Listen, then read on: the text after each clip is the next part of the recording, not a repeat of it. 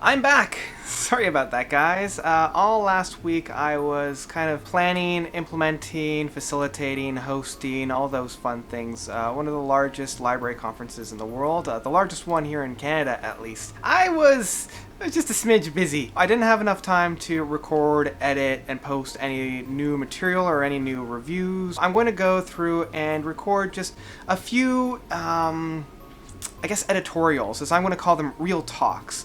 This will help, I guess, bridge the gap between now and when I do get a chance to review some new music, because I haven't had a chance to sit down and listen to anything, so it'll probably be another 1 or 2 weeks before anything new comes in. I need that buffer. So the first one that I'm going to get to is actually a little bit of a response to something that's been coming up on a couple of my videos, mainly through the Fallen from Grace series.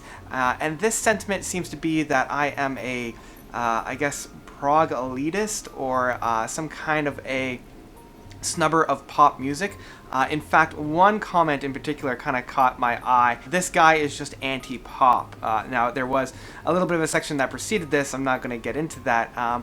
But this Fallen from Grace series, and actually, I'm gonna grab the microphone right here just to make sure that you guys are aware of this. Okay, are you listening? Are you listening? That Fallen from Grace series is not to be taken seriously. It is just fun. Okay, yeah, just I wanted to make sure that you understood that. Now that that's out of the way, I'm pretty sure most of you knew that. But, you know, just a response. But that does kind of get into something that I've been thinking about for a while, just because there have been so many comments about it. But am I really a anti-pop prog-elitist individual? And it did kind of make me take a step back and evaluate that, because if you take a look at my musical library, I don't really have too many pop albums, and I don't want to say I don't like pop, because I never really like blanketed statements like that.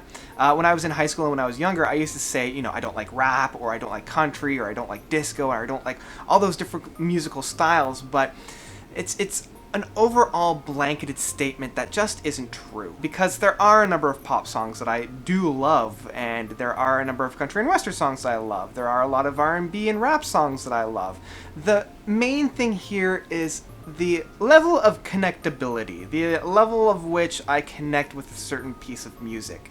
And for a while there, I wasn't connecting with rap and R&B because I didn't understand it. Much like there was a quote that Sebastian said from La La Land. And that is, you know, people just don't get it. You know, they don't get where it's coming from. And if they knew the background and they knew kind of where this music was coming from, they'd appreciate it a little bit more. And really, that's kind of what has happened for me. I still am not a big fan of rap, but I can at least appreciate what it's doing. I'm not a big fan of pop, but I do appreciate what it's doing. I mean, it's filling the needs and the gaps that people usually like. And even a lot of my music from the past, like I grew up with Prozac, a very popular and very poppy band. I still have a number of CDs from the Backstreet Boys, from Britney Spears, from Spice Girls. I mean, these are quintessential pop music from like the late 90s, early 2000s, and that's kind of when I listened to that kind of stuff.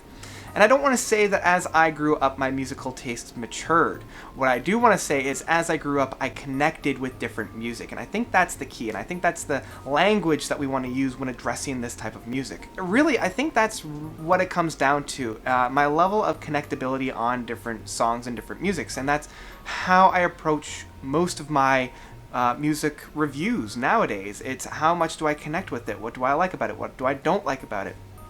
And for the most part, even with pop nowadays, which I don't connect with, I guess in a roundabout way, it's not that I'm anti-pop, it's just my musical tastes and my ability to connect with it, there's a little bit more of a bridge there that I need to make before I can appreciate it for what it is. So I'd rather spend my effort and time diving into those musical genres and the musical styles that I do appreciate, than sit down and really get into those that I don't.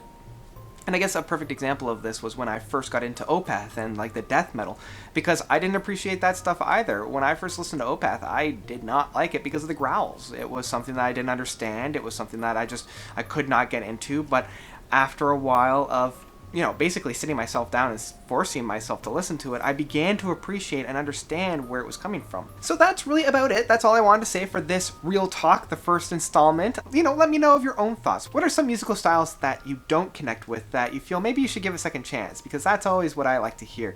Or a musical stylings that you didn't get before and now really appreciate. Let me know of those down below.